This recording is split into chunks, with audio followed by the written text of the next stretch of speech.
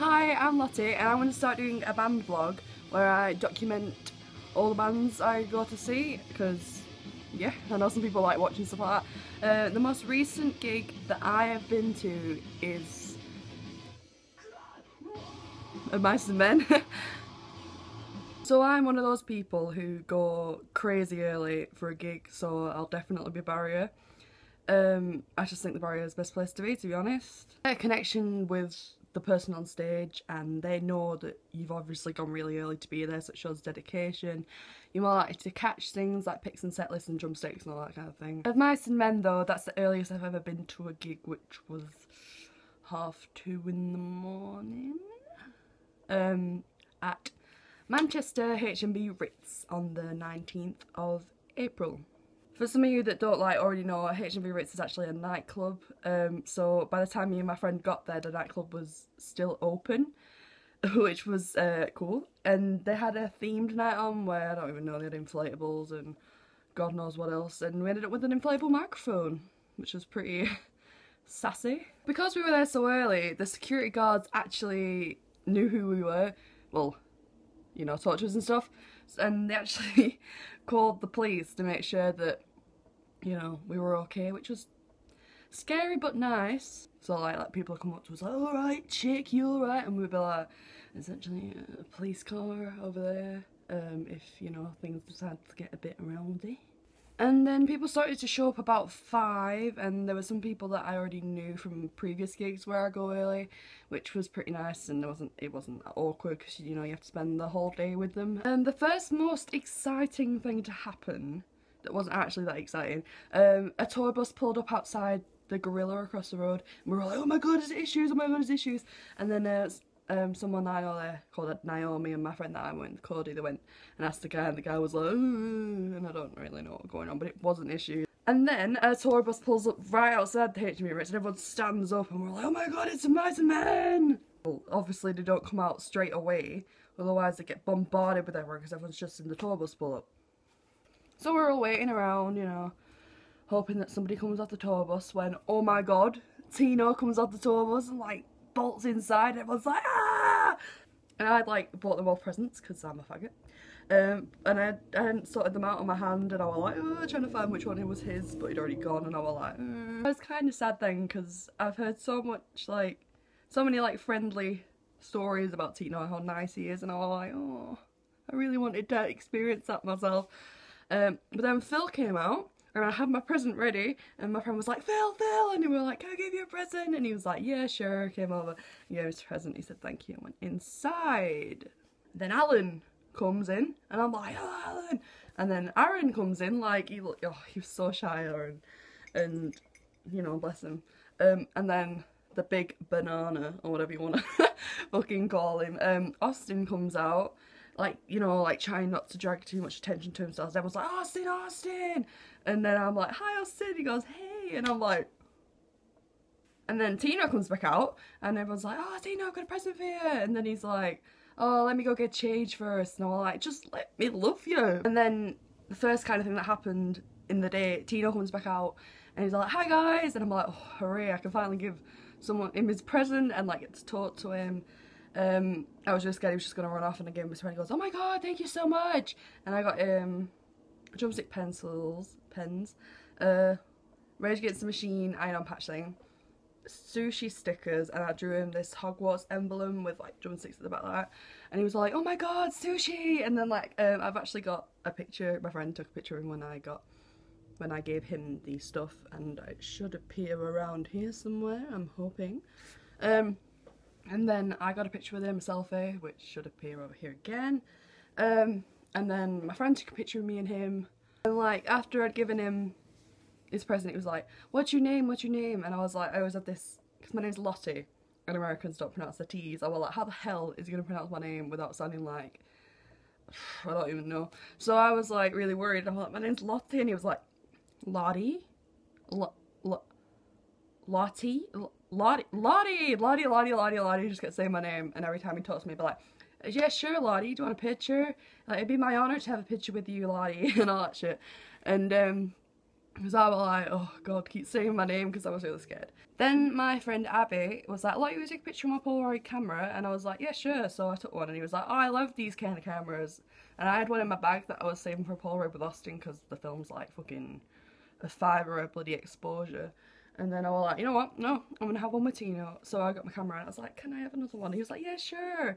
So the girl said, "Can I come round?" Because there's like a barrier at H&B Ritz, like they put up like to separate the queue from when the bands come off, obviously, because at H&B Ritz there's only one entrance, like the front way, so they don't get like.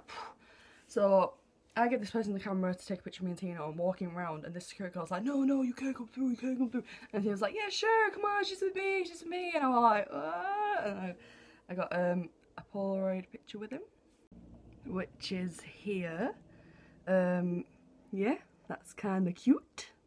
So then Tino goes inside after he's had pictures with like nearly everybody, which was really cool of him.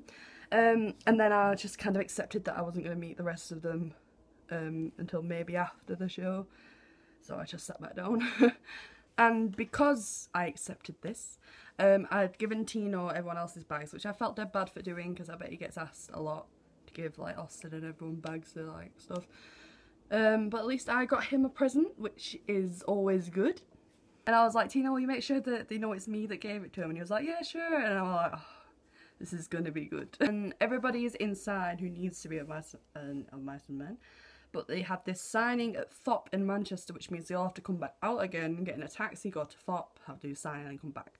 So everyone's like, you know, ready to pounce because it was near doors anyway, so like most people are already there. Phil walks past with this hat on, this Mice Man hat on. My friend Naomi was like, "Oh, Phil, can I have your hat? It's so cool." And he was like, "Yeah, sure." Throws his hat to her, and I'm all like, "What?" So I got this picture with his hat on, because I'm gay. And then I got a picture with him, which was nice.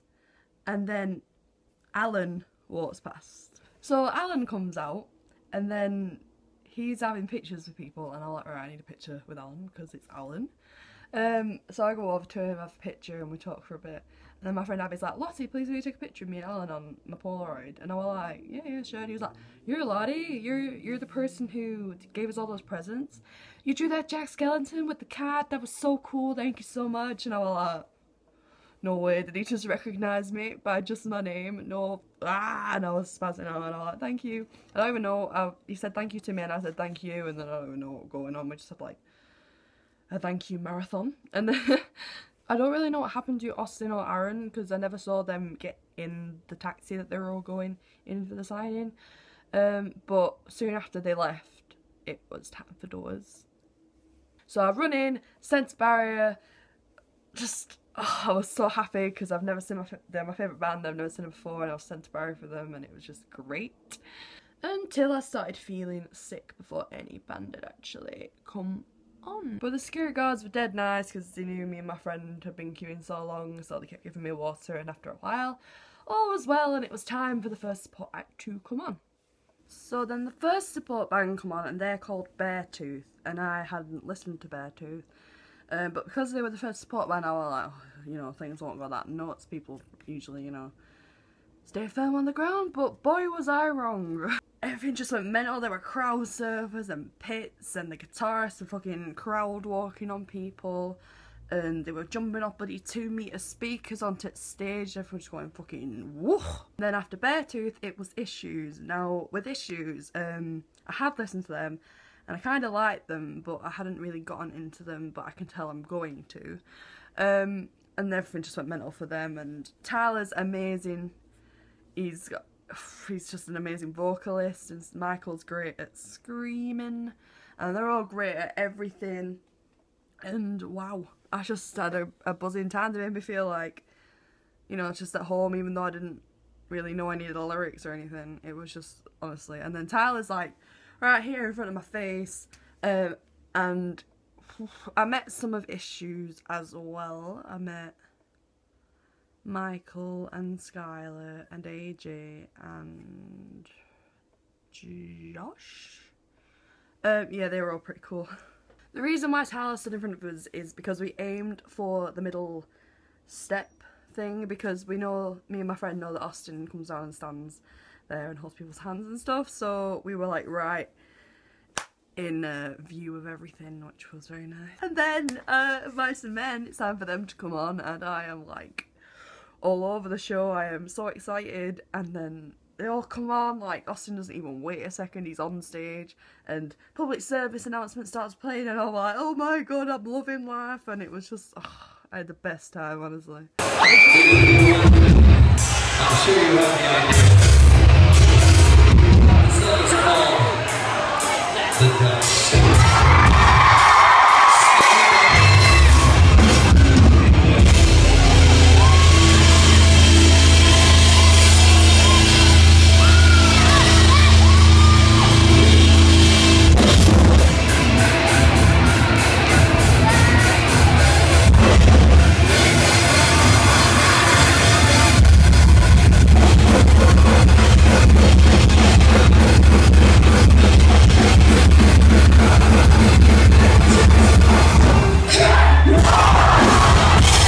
I have the set list. I will put a picture of it here because it's on my wall somewhere over there and I can't get it down. My friend Abby got that for me, and that'll tell you what songs they played. You're Not Alone was the encore, and that's when Austin come down stood on the step. So Austin comes down, he's stood on the step, he's holding my hand, everything is perfect, and then he decides to stand on the barrier. And you know how tall Austin is. Imagine him on a barrier when you're trying to hold his hand and not pull him down. So I let go. I'm holding onto his knee, like hugging out like a rat, fucking, I don't even know. And I'm like, oh, hugging onto this bloody knee so I don't bloody fall off. And like, I got an elbow in one aisle, in other aisle, like loads of people around me, which I don't even know how that was possible because there was barrier. And then before I know it, it was all over, and yeah. I don't want to sound spoiled, right, but if I don't catch anything at gigs, I get really sad, because I'm kind of like a hoarder when it comes to stuff like that, and I didn't catch anything, and I was like, ah, but my friend Cody, who's been queuing with me all day, managed to catch Aaron's pick, and she gave it to me.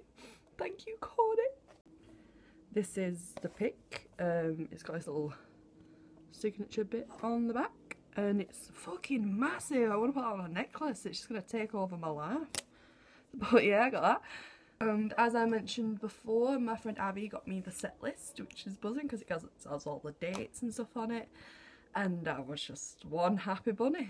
And if that wasn't enough, I went to the merch table after and actually bought myself this little beauty signed by them all.